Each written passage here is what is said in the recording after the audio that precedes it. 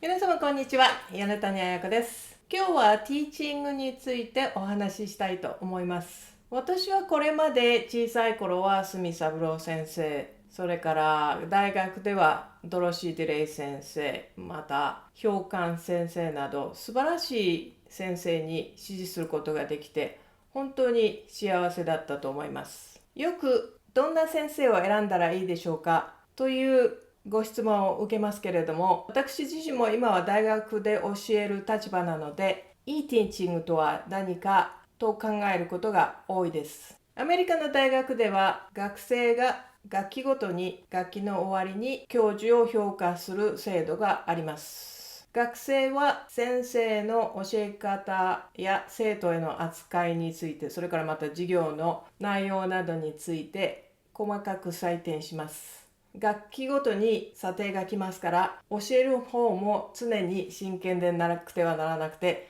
先生を選ぶまたは選ばれるということも生徒だけではなく先生にとっても大きな責任を伴うと思います。私も短期間などを含めていろんな先生についてきましたけれど、先生にはいろいろなタイプがあると思います。小さい子供を教えるのがとっても上手な先生もいらっしゃいますし、またより進んだ曲、もうバイオリンの曲のレパートリーを全部逐一していて、その曲奏だとかそれのを深く理解していて、いわゆるアドバンストスチューデント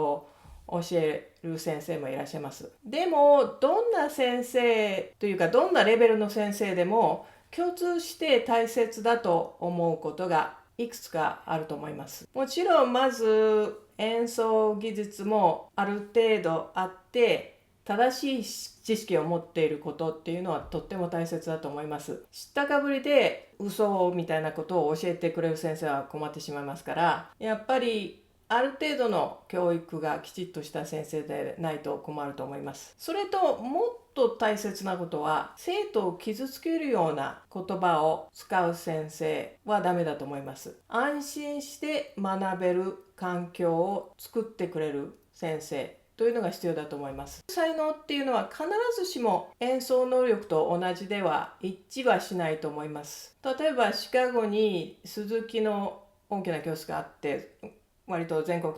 的にすごく有名な教室なんですけど、その一番の先生っていうのはもともとクラリネットの奏者だった方で、今ではとっても有名な素晴らしい鈴木のメソッドの教室を作った先生がいらっしゃいます。その方のように子どもたちと自然にコミュニケーションが作れる特別な才能を持った方っていうのはいらっしゃると思います。今思い返してみると、角先生もそうだったんじゃないかと思います。ある程度の恐れるっていう感じの、すごい怖いっていう感じの怖いんじゃなくて、恐れるという感じのはあったんですけど、やっぱり子どもたちとある程度コミュニケーションが取れるのが特別な才能を持ってらしたんだと思います。子どもが理解できる言葉で話して気持ちを汲み取れる、そういう力があるっていうのは特に子どもを教える先生に必要な資質ではないかと思います。それでそういう先生っていうのは子どもにすごく伝えられる先生っていうのは割と稀ですから、とっても貴重な存在だと思います。人によって合う先生のタイプっていうのはもちろん違うと思います。それの家庭環境によっても違いますし、私は怒られてこうやれこうやれって言って伸びるタイプではなかったんです。どちらかというと、ある程度優しくて見守ってくれる先生の方が力を発揮できました。短期間には雷親父みたいな怖い先生っていうのはある程度の、リゾルトっていうか結果が出ると思うんですけど、でもそれだとこの目の前にその怖さがなくなると、その生徒はやらないっていう、そういうパターンを身につけてしまうっていうこともありますし、私はある程度自分にスペースをくれる先生が好きだったんです。ちょっと放任主義のようなんですけど、自分でフィギュアアウト、自分でやって組み立ててとか、自分でやって作っていって持っていくっていう先生の方が私には合ってました。もちろん厳しくて指導される方がやる気が出るっていう人もいらっしゃいます。ただ私の見た感じでは、そういう怖いからやる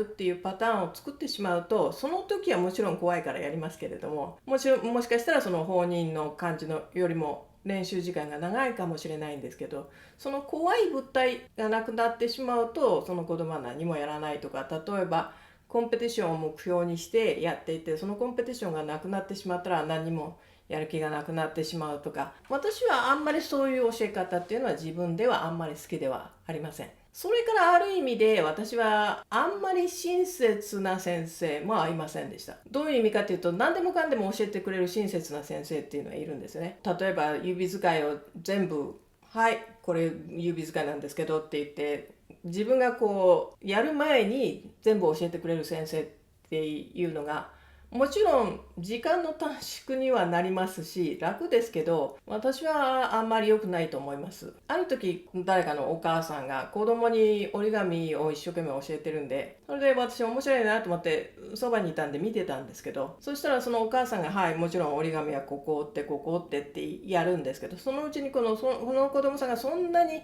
早くなかったもんですから、結局のところ子供の折り紙を取り上げてみたいな感じで、最後はお母さんが完成させたみたいなところがあったのを見て、あれこれはまずいなと思ったことがあります。もちろん子供の速度っていうのは遅いですし、だけどそれを待ってあげるっていうから、今はここまでしか入らない、この子供は入らないっていうことで待ってあげるっていうのは大切なんじゃないかと思います。だからディレイ先生はこの時にはこれに入るだろう、レッスンに3つまでっておっしゃってたんだと思います。私の恩師ドロシー・ディレイ先生について、お弟子さんたちがほぼ一様に、先生は生徒に考えさせるのが良かったって言ってます。ディレイ先生はその一度に3つ以上の課題を与えないことってよくおっしゃってましたから、短期的にはあんまり変化がないんですよね。3つぐらいっていうことは。でも長い目で見ると生徒が確実に成長していました。もちろん私が今教えてる大学っていうのは音楽院ではないですから、例えばジュリアードなんかに比べて少し程度が音楽学に行く人とか、その音楽の奏者になる人っていうのはちょっと少ないですから、その時に私はここに来た時に3つを教えるっていうのをやってみたんですけど、私の環境ではそれはあんまりうまくいきませんでした。っていうのは、初心者とか子どもたちとか、それとかもうちょっとこうバイオリンを弾くこと自体にヘルプが必要な人っていうのは、その知識とか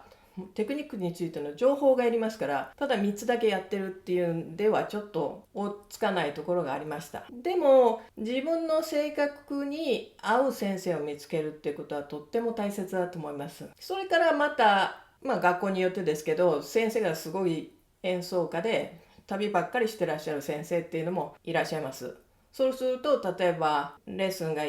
先生が帰ってこられて1週に4回あるんだけど、次の3週は先生が演奏活動でレッスンがあんまりないっていう、そういう場合、大学院生とか大学ですごく進んでる生徒はいいんですけど、中高生の場合はもうちょっと段階的な、ちょっと定期的なレッスンが必要ってこともあるかもしれません。結局のところ能力があって好きな見ない言い方ですけど、生徒を大切にしてくれる人、そういう先生が一番だと思います。それからカン先生よく言ってらっしゃいましたけれど、人間っていうのはハッピーな時が一番学習が進むっていうんですね。やっぱりなんかこう自分の個人的な悩みがあったり、なんかこう自分に引っかかる時があると、なかなかこう上達しないっていうことをおっしゃってました。よく昔はハングリー精神って言って、